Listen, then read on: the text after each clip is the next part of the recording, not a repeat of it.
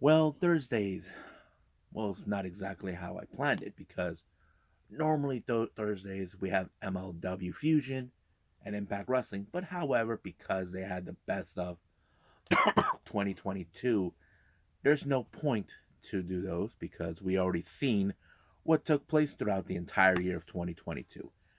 But however, I'm willing to review certain wrestling shows that kind of came out before the end of this year. We're going to be reviewing the first one is Pro Wrestling Noah with the N Innovation that took place on the 23rd at Shinjuku Face. And then, of course, the recent event by AAA, Noche de Campeones, which is translation to Night of Champions. And of course, we got some news updates. We definitely going to be sharing what's been going on in the world of pro wrestling. So, let's get ready for another episode of Deleted Wrestle Zone.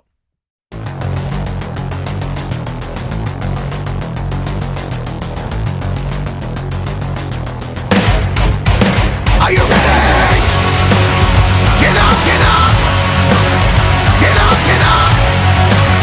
Get up, get up! Get up, get up! Get up, get up! Get up, get up!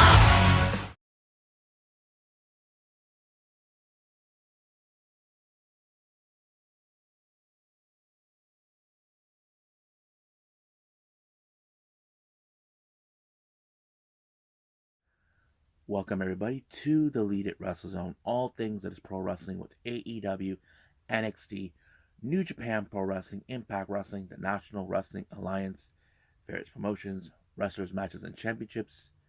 I am your host, J Rod here. So let's begin with Pro Wrestling Noah with, of course, N Innovation. Now, those who are new to the channel, you probably ask yourselves, what is the N Innovation about? Simple. This was a show created by the Noah Junior Regulars. Now, if you guys are familiarized with what that means, the term, the Junior Regulars are a bunch of junior heavyweight competitors. They're not affiliated with any of the other factions, such as Congo, Stinger, Los Perros de Mar de Japón, whatever. These guys are true innovations of the junior heavyweight division to make the junior heavyweight division more exciting than it could have been. I'm a big fan of that division in Noah. Now, no disrespect to New Japan, but I always find the junior heavyweight division in Noah more fascinating to enjoy. But there's been a lot of great storylines that I did like in this whole thing. But the innovation works only for wrestlers who are involved in the junior heavyweight division. So let's talk about what took place.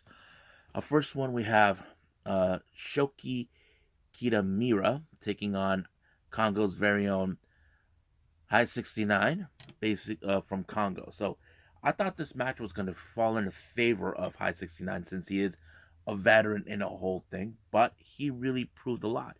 But however, it was Kitamura who actually pulled off a very impressive win by applying a bridge onto him, giving him the win.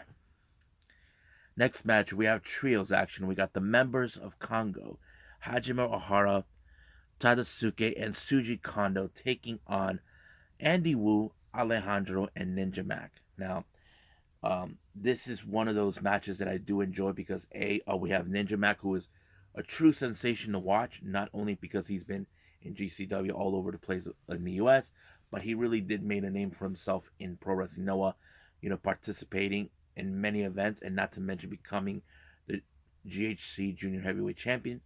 But he has to deal with a group of wrestlers that they claim they are the true pinnacle of what the Junior Heavyweight division is. But the one person they have to deal with is Tadasuke. But in this moment, it was in fact Alejandro who pulled off the most impressive win on Tadasuke when he rolled him up. Now, there's history between those two. If you guys must know, Alejandro used to be a member of Congo until he made the choice to leave, realizing that it wasn't for him.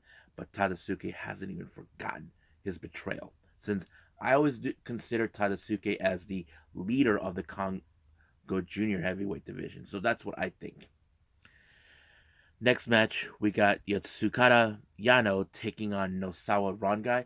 One guy who's right now on his final leg of his career. As you know, he'll be retiring in very soon, around the same time as the Great Muta. The reason he's retiring is because of his injuries that he obtained over the years. It's causing him not to perform well. So I have to say it was a pretty much well done match. I think Nosawa Rongai is leaving a big mark here, knowing that he may have done some great things in pro wrestling, but I think he's appreciating the future of what the junior heavyweight division could do. I was surprised that Yano was the one who picked up the victory when he get put up the victory roll. 1, 2, 3, it's done. Next up, we have Eita versus Yoshinari Ogawa. Now, these two guys really hate each other.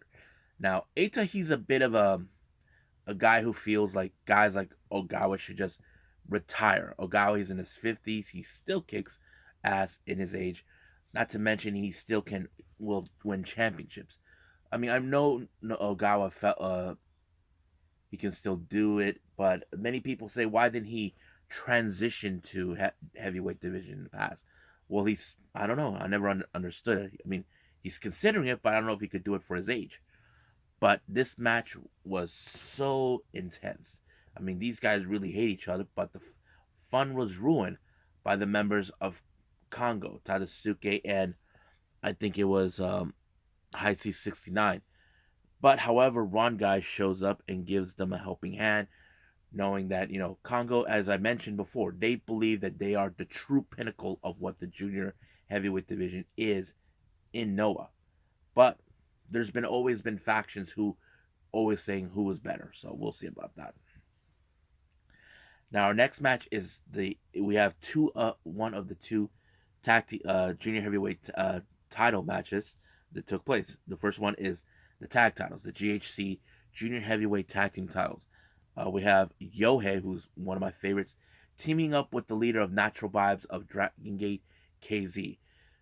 They take on the current the champions, Seki Yoshioka and Atsushi Kotoge. Now, Yohei, Kotoge, and Yoshioka, they're part of the regular junior Onoas, but Yohei has recently been hanging out with KC from Dragon Gate. A while back, the Noah Junior regulars made their presence in Dragon Gate.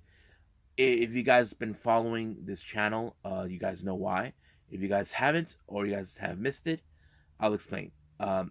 Before Noah, Yohei was trained in Dragon Gate.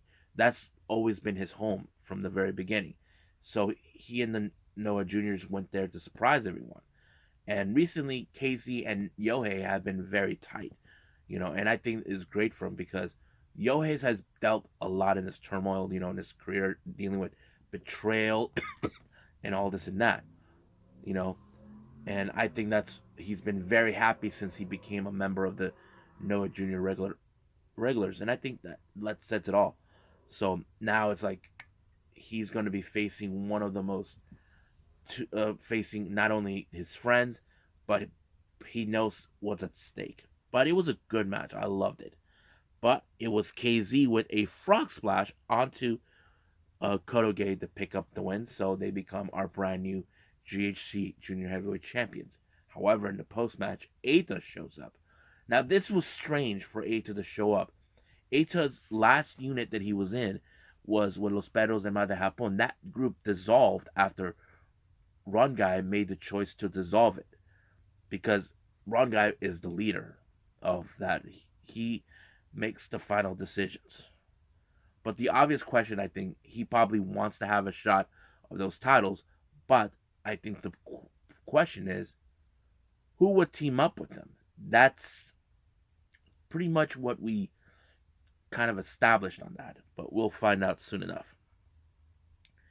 Now our next match is our main event, which is the the GHC Junior Heavyweight title. We have Amasuka, formerly known as Hao, who recently made his return not too long ago. And now he's chasing this title against Dante Leon, who Dante Leon beat that title from Ninja Mac. And I think this was like, okay, Amasuka is on his own. He's no longer part of the Noah Junior regulars. he's going to try to be the lone wolf here. And I thought it was pretty amazing the way he was able to pull it off. Not to mention, every move that Dante Leon did backfired on him, kicked out, whatever. But it was Amasuka who picked up the win by pinfall onto Dante Leon, becoming our brand new GHC Junior Heavyweight Champion. However, while he was out in the ring, we had a surprise visit from someone we haven't seen for a while. Another member, I don't know if he still is or still affiliated with them, um, with the Noah Junior Regulars, Junta Miyawaki. Now, we haven't seen him for quite some time since he went to Mexico to train at Ultimo Dragon's gym that is down there in Mexico. Yes, folks, Ultimo Dragon does have a gym down there. So he took many of the wrestler young boys down who are from Noah to train down there, and of course, Junta wanted to go, and he did, and now he's back. So now we're gonna see how much he has learned, how much he's probably grown since then. And I think that tells us, okay, let's see what the kid got, you know? And I think that what matters. So we'll see what that happens on that day. So he will probably have a title shot against Amasuka. We'll find out soon. And I think that's it for now for Noah. So let's go with AAA Lucha Libre.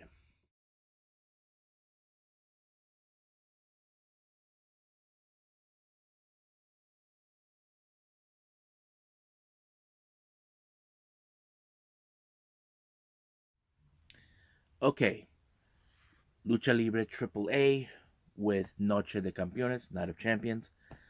Opened up with FTR bringing Hugo Slamovich. I think that's his last name. Hopefully I'm wrong. If I'm not, if I am. So that they bring in a referee named Hijo de Tirantes, who's a bit of a heel ref, if you guys know. So the idea is they're trying to see if they can cheat their way in, because last time their opponents they're facing for the tag titles are against Los Hermanos Lee, consistent of Dragon Lee and Jalisco. Now they have beat them once before, so it's more like they have no compelled argument. Now, however, Conan, who is the director, told Tirantes that if he doesn't call things in the middle in this match, he will be suspended and fined. So he's laying down the law. So we'll see what happens then. Now our first match is the AAA World Trios title.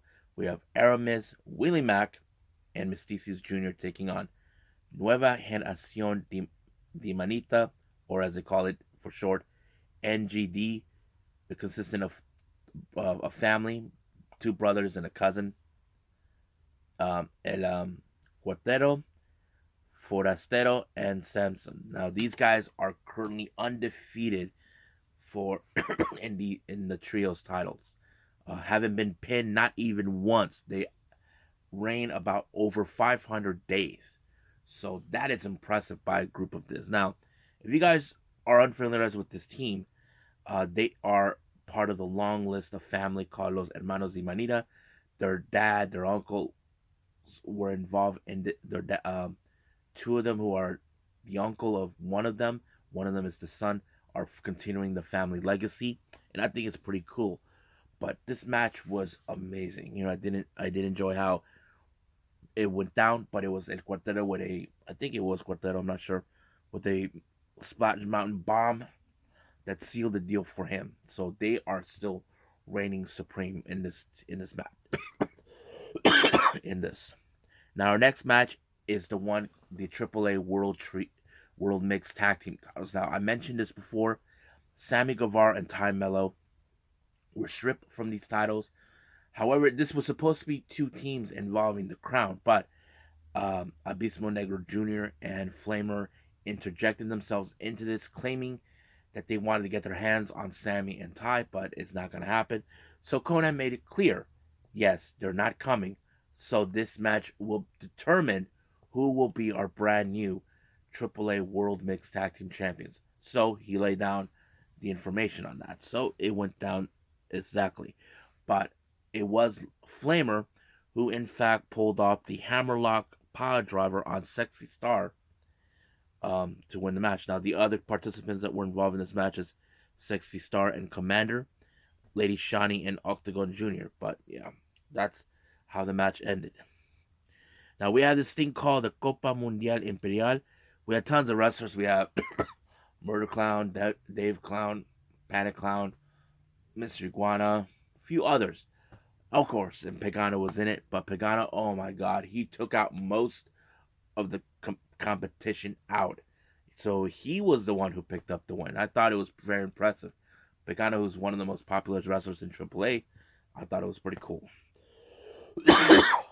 um, Next match, this is a brand new title that was created. It's called the AAA Leyenda Azul Blue Demon title. Now, those who aren't familiarized with Blue Demon, he is a legendary wrestler down in Mexico. He is one of the three luchadors you may have seen in movies, mostly coming out from Mexico.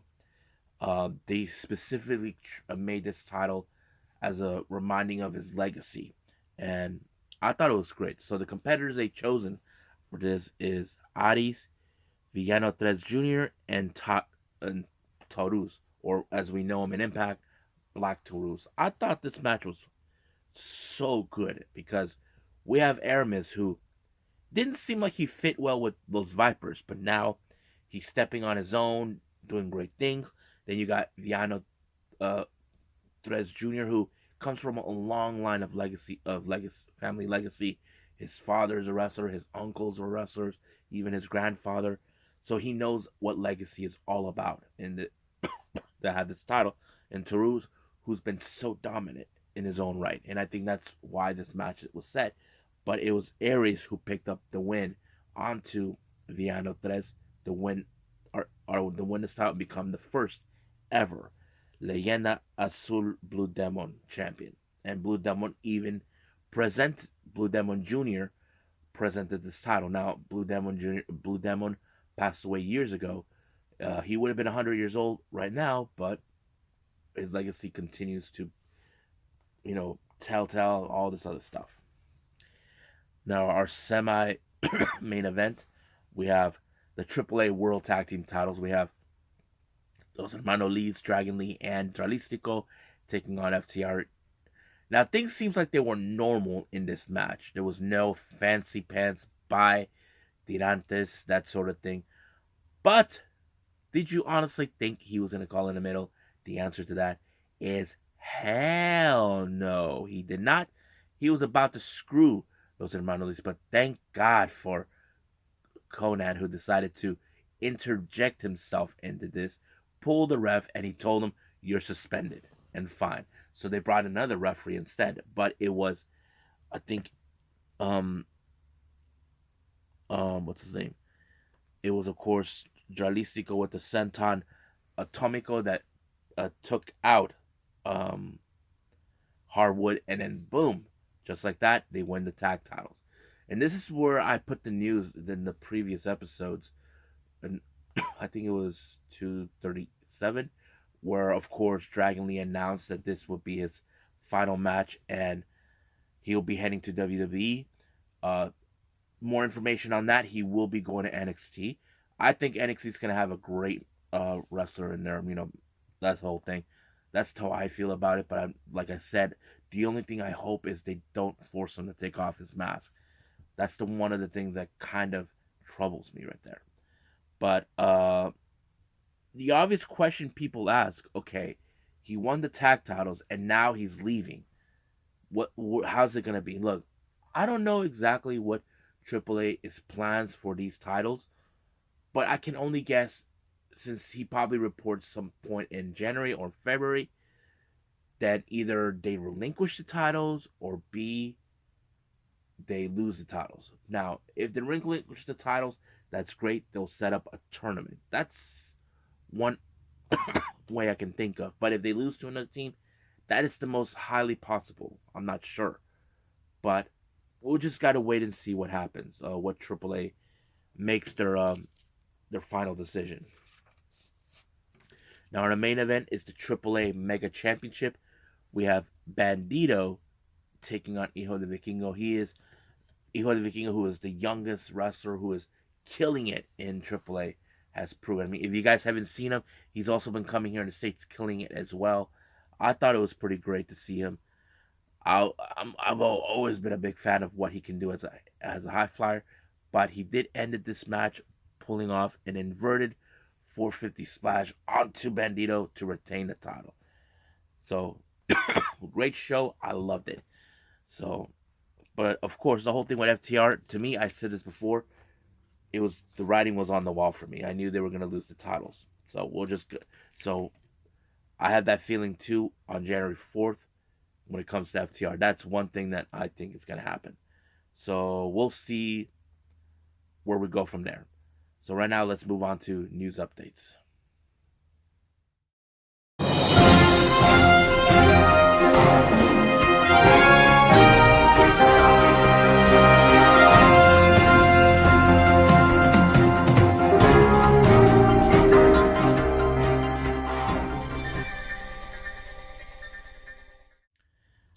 Okay, welcome to our news update. So this is what we have today.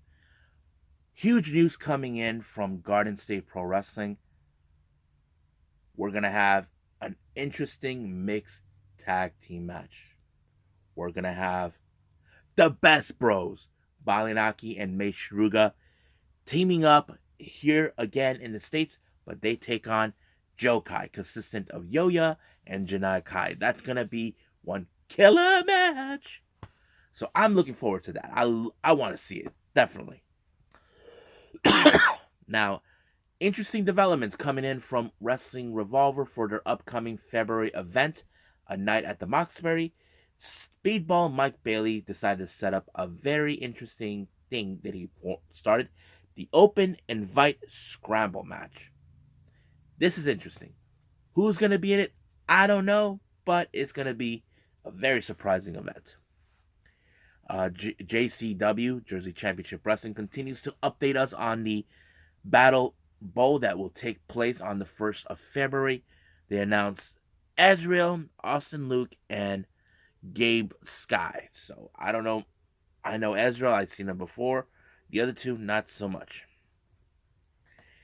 Interesting things have been developing now with Sting. Now, as you know, Sting, in the other hand, next month he'll be heading to Japan. But he did say that he's planning how to end his career. He didn't give too much of the details, but the only thing he did mention, that Darby Allin will be there. I don't know exactly how he's going to end his career, but it's going to be very curious. I think a lot of people are going to speculate, a lot of guesses, assumptions. Me, I don't want to do that.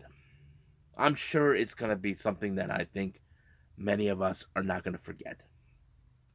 So let's just wait and see. GCW has announced for their middle of the night event that takes place in LA on the 18th of February. Members of Los Vipers will be there. I can't wait to see that. Now, our final update, if you are from the Chicago area, or if you guys have been watching their promotion, AAW in general, they just announced for their schedule of 2023. Let me pull it up right now for all of you. Here we are. So they will be doing events on the 17th of February, the 24th of March, the 18th of May, June 10, no, July 15th, August 31st, October 21st, the 25th of November, and the 30th of December. So that's pretty much what they got on their schedule for 2023. I'll hold on to this. Keep a track what's been going on, what events will be taking place soon enough. They haven't announced anything yet for 2023 yet. Who's going to participate and watch the first show of 2023 yet? But I will follow up on that. So I think that's pretty much it. So let's just call it a day. Well, I hope everybody enjoys this episode. It was a real bummer that there was no Impact or MLW to watch matches. They only had the best of 2022. Nothing against this, but the thing is, I already seen all the matches they had for 2022, and there's no point to review those. but reviewing events that recently just happened, that's probably better.